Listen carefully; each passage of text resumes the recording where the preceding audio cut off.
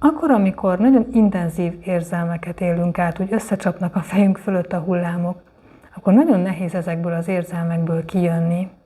Vagy ugyanígy, amikor így mentálisan szűkülünk be, akkor nagyon nehéz visszafordítani ezt. Persze lehet gyakorlással, de van egy sokkal egyszerűbb, egy belépő, a testünk. Sziasztok! Ez a Mentál Tréning videósorozatom. Én Nagy Gyöngyi vagyok, pszichológus, sportpszichológus és mentáltréner. De nem is a címkék a fontosak, hanem az, hogy szeretek nyitott szemmel járni a világban, újabb és újabb tapasztalatokat szerezni, új dolgokat tanulni, tőletek is sokat tanulok, és most szeretném mindezt megosztani veletek is. Úgyhogy tartsatok velem! Ebben a második videóban az önszabályozásról fogok beszélni. Egy olyan kis alaptechnikát szeretnék nektek mutatni, amit biztos vagyok benne, hogy már használtatok ti is tudatosan vagy kevésbé tudatosan, de azért akarom ide behozni, mert erre utána több más technikát fogunk ráépíteni. És azt is szeretném, hogyha megértenétek, hogy ilyenkor mi történik a testben, az idegrendszerben és az elmében. Akkor, amikor ilyen szélsőséges érzelmeket élünk meg, amikor így összecsapnak a fejünk fölött a hullámok, nagyon nehéz itt az érzelmeket megfordítani, vagy kijönni ezekből az érzelmekből. De hasonlóan van ez a mentális állapotunknál is, hogy amikor beleragadunk negatív gondolatokba, például ugye az előző videóban is beszéltem arról, hogy mennyire szelektív az elménk a negatív ingerekre, és amikor így belekerülünk ebbe a szűk mentális térbe, nagyon nehéz ebből kijönni. Nagyon nehéz az érzelmeinket vagy a gondolatainkat megváltoztatni. Viszont van egy belépőnk, a testünk.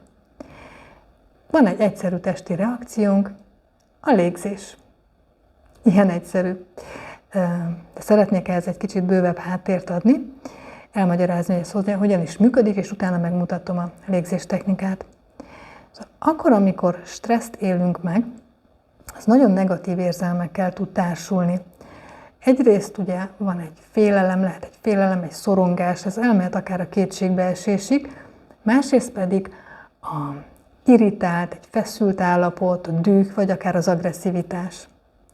És ezek így látszólag egymással ellentétes érzelmek, de tulajdonképpen ezek egy spektrumnak a két végletét jelentik, ugyanis ez egy ősi alapvédekező mechanizmusnak, az üs és fus reakciónak az érzelmi háttere tulajdonképpen. Vagy az van, hogy félünk és elfutunk, vagy az van, hogy megküzdünk és olyankor harcolunk. Mind a két esetben itt a szimpatikus idegrendszerünk túlpörög.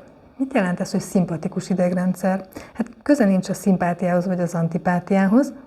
Az autonóm idegrendszerünknek két alrendszere van. A szimpatikus és a paraszimpatikus.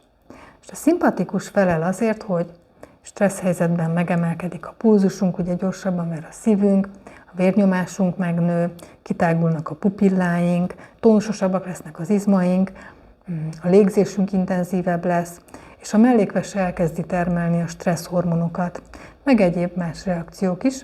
Az a lényeg, hogy ilyenkor aktívak leszünk, cselekedni akarunk. A paraszimpatikus idegrendszer ezzel ellentétben a nyugalomért felel, a regenerációért, olyankor úgy összerendeződünk, olyan nyugodtak vagyunk. És ezeket a reakciókat nem nagyon tudjuk befolyásolni. Tehát, hogy most így a pulzust, a vérnyomást, vagy a hormontermelésünket, hát így közvetlenül nem tudjuk irányítani. Viszont van egy másik testi reakció, ugye a légzés, amit tudunk. És nem mindegy azért, hogy lélegzünk, tehát ilyenkor ugye az a technika, hogy mélyeket lélegzünk be, és főleg a kilégzésen van a hangsúly, amilyen szép lassan elnyújtottan fújjuk ki a levegőt. Tehát ez körülbelül így néz ki.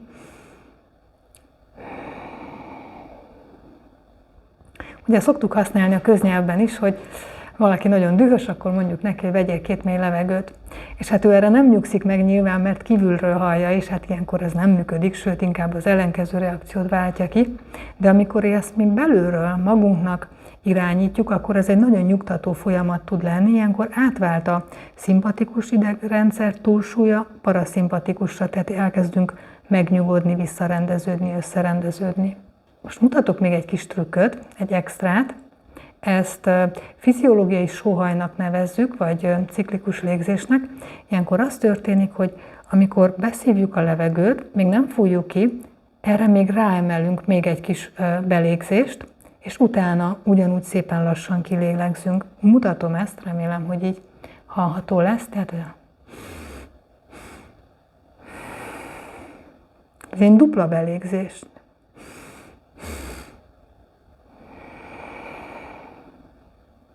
Ezt láthattuk, megfigyelhetjük gyerekeknél például, amikor így sírás után úgy hüppögnek, és biztos, hogy emlékszünk mi is gyerekkorunkban, hát ezt minden gyerek csinálja, mert ugye a gyerekek ösztönösen megérzik, hogy mi az, ami ilyen helyzetben segít.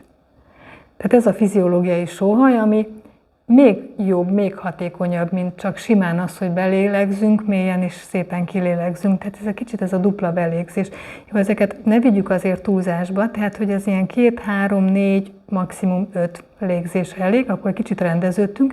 Tulajdonképpen ez egy kis időt teremt nekünk ahhoz, hogy egy idegrendszerünk megnyugodjon, szimpatikus túlsúly átrendeződjön és felerősödjön a paraszimpatikus, és ez a rés, ez időt ad nekünk, hogy itt egy picit belül is tudjunk rendeződni, és utána indulhat meg az, hogy az érzelmeinket tudjuk kezelni, a gondolatainkat át tudjuk rendezni.